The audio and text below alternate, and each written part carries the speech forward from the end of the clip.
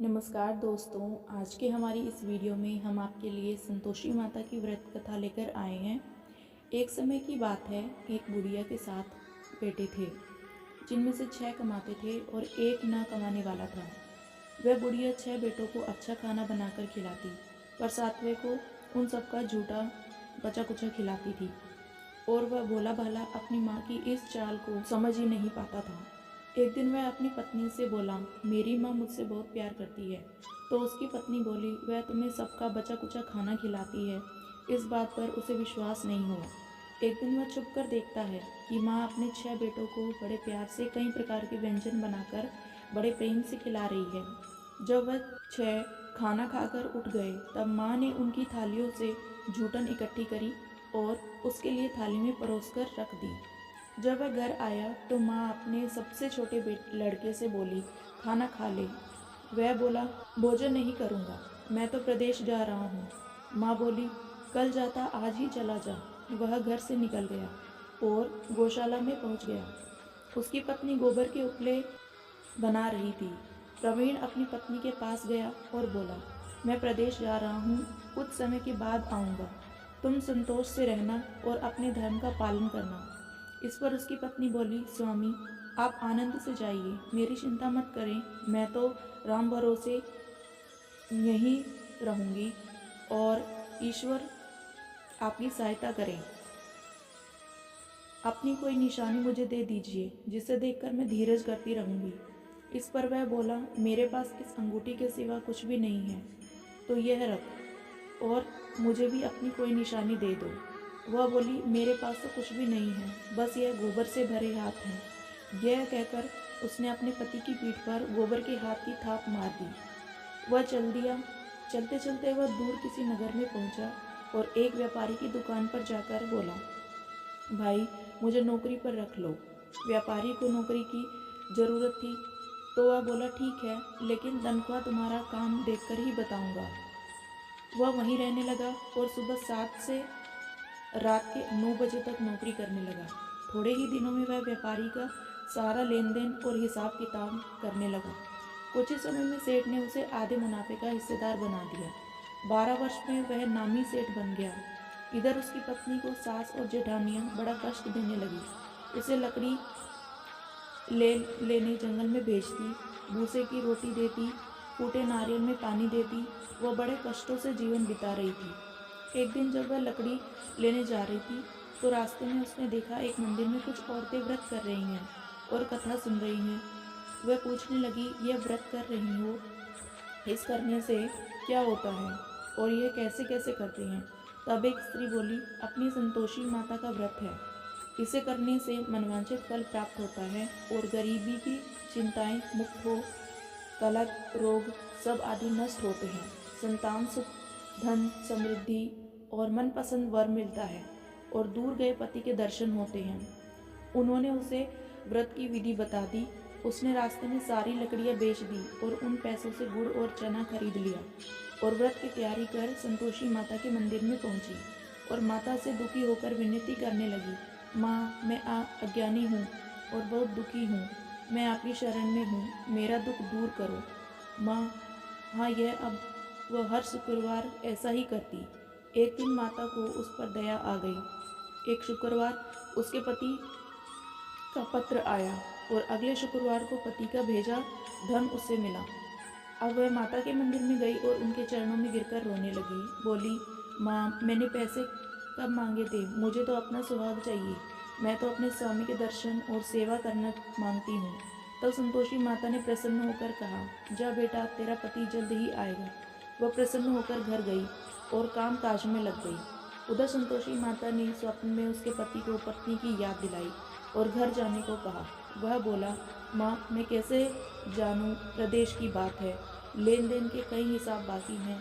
माँ बोली, सवेरे उठकर मेरा नाम लेकर घी का दीपक जलाना और फिर स्थान पर बैठना। सवेरे उठकर उसने वैसा ही किया।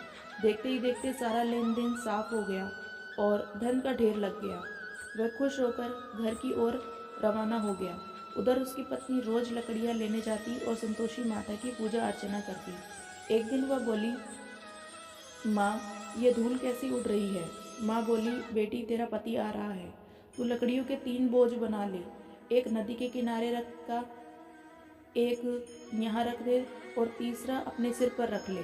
तेरे पति के दिल में उस लकड़ी के गट्ठे को देखकर मोह पैदा होगा और घर जाकर आवाज़ लगाना, सासू जी लकड़ियों का गट्ठा लो, भूसी की रोटी दो और फूटे नारियल में पानी दो। इस मेहमान कौन आया है? उसने वैसा ही किया। घर गई, आंगन में लकड़ियों का गट्ठा रखकर बोली, सासू जी लकड़ियों का गट्ठा लो, भूसी की रोटी दो और फूटे नारियल में पानी दो। आज मेहमान कौन आया है? यह सुनकर सास दौड़ी दौड़ी बाहर आई और अपने कष्टों को बुलाने के लिए कहने लगी, बेटी तेरा पति आया है, आ मीठा भात खा, भोजन कर और गहने कपड़े पहन ले। इतने में उसका पति बाहर आया और उसके हाथ में अपनी अंगूठी देखकर माँ से पूछने लगा, माँ यह कौन है? माँ बोली, बेटा यह तेरी बहू है, पूरे 12 वर्ष हो गए हैं, यह दिन भर घूमती फिरती है, कोई कामकाज भी नहीं करती, तुझे देखकर नखरे कर रही है। वह बोला, माँ मैंने तुम्हें और इसे दोनों को देख लिया है, अब मुझे दूसरे घर की चाबियाँ दे दो, मैं उससे वहाँ रखूँगा। माँ बोली, ठीक है जैसे तेरी मर्जी, और उसने चाबियों को गुच्छा पटक दिया। बेटे ने अपना सामान दूसरे घर में रख दिया। देखते ही देखते उनके राजा के सामान ठाट बाट हो गई। अगला शुक्रवार आया, वह अपने पति से बोली, मुझे संतोषी माता के व्रत का उद्यापन करना है। वह बोला, खुशी से करो। वो तैयारियों में लग गई। उसने जेठ के लड़कों को भी बुलाया। पीछे से जेठानियों ने अपने बच्चों को सिखा दिया, तुम खटाई के बाद खटाई मांगना, जिससे उसका उद्यापन पूरा न हो। लड़कों ने जीम आते ही खटाई मांगी। तब वह बोली, नहीं नहीं, मिठाई में नहीं दे सकती हूँ, यह संतोषी माता का प्रसाद है। लड़के बोले, तो फिर पैसे दे दो। भोली भाली समझ नहीं सकी और उसने पैसे दे दिए। वह उन पैसों से खटाई लेकर खाने लगे। इस पर संतोषी माता क्रोधित हो गई। राजा के दूत उसके पति को पकड़कर ले गए और बेचारी रोती हुई माता जी के मंदिर में गई और बोली, माता ये क्या किया? माता बोली, पुत्री मुझे दुख है कि तुमने अभिमान करके मेरा व्रत तोड़ा है और इतनी जल्दी सब भूल गई। वह बोली, माता मैंने कुछ गलत नहीं किया, मैंने भूल से लड़कों को पैसे दिए थे, मुझे क्षमा करो, मैं दोबारा तुम्हारा उद्यापन करूंगी। माता बोली, जा तेरा पति रास्ते में आता हुआ मिलेगा। वह चली गई। रास्ते में उसे उसका पति आता हुआ दिखा। उसके पूछने पर वह बोला, राजा ने मुझे मिलने के लिए बुलाया था। अगले शुक्रवार उसने फिर उद्यापन किया। जेठ के लड़कों को बुलाया। जेठानियों ने फिर उन्हें सिखा दिया। लड़के भोजन के पहले खटाई मिलेगी, तब वह बोली, खटाई नहीं मिलेगी। अब उसने एक ब्राह्मण के लड़कों को बुलाकर भोजन कराया और दक्षिणा दी। संतोषी माता उससे प्रसन्न हो गई और 9 महीने बाद उसके चंद्रमा के समान सुंदर पुत्र हुआ था। वह अपने पुत्र को लेकर रोजाना मंदिर जाने लगी। एक दिन संतोषी माता ने सोचा कि यह रोज यहाँ आती है, आज मैं इसके घर जाकर इसका ससुराल देखती हूँ। यह सोचकर संतोषी माता ने रूप धारण करा। गुड़ व चने से सना मुख, ऊपर सूंड के समान होठ, जिन पर मक्खियां भिनभिना रही थी, ऐसी सूरत में वह उनके घर गई। वहां पांव रखते ही उसकी सास बोली, देखो कोई डॉकिन आ रही है, इसे भगाओ वरना किसी को खा जाएगी। सभी घर वाले भागकर घर की खिड़कियां और दरवाजे बंद करने लगी। तभी उसने ऊपर की खिड़की में देखा तो वहां से चिल्लाने लगी, आज मेरी माता मेरे घर आई है, आज मेरी माता मेरे घर आई है। उसकी आंख उसकी सास फूली पगली कि देखकर उतावली हुई है। बच्चे को भी पटक दिया। बहू बोली, माता जी मैं जिस संतोषी माता का व्रत करती हूँ, यह वह माता है। ऐसा कहकर उसने दरवाज़ा खोल दिया। सबने संतोषी माता के चरण पकड़ लिए और विनती करने लगे, माता हम मूर्ख हैं, अज्ञानी हैं, पापिन हैं, आपके व्रत की विधि हम नहीं जानते, व्रत भंग कर हमने बहुत बड़ा अपराध किया है, जग माता हमारा अपराध क्षमा करें। माता बहुत खुश हुई है। संतोषी माता जिस प्रकार आपने बहू को फल दिया, वैसा ही कहानी को कहते सुनने और हुंकार भरते सबको दो। दोस्तों, संतोषी माता को संतोष, सुख, शांति और वैभव की माता के रूप में पूजा जाता है। माता संतोषी भगवान श्री गणेश की पुत्री है।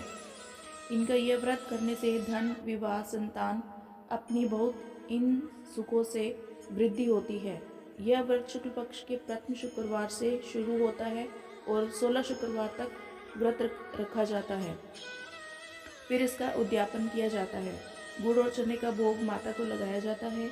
यह व्रत करने वालों को खट्टी चीज़ों को नहीं खाना चाहिए और न ही हाथ लगाना चाहिए।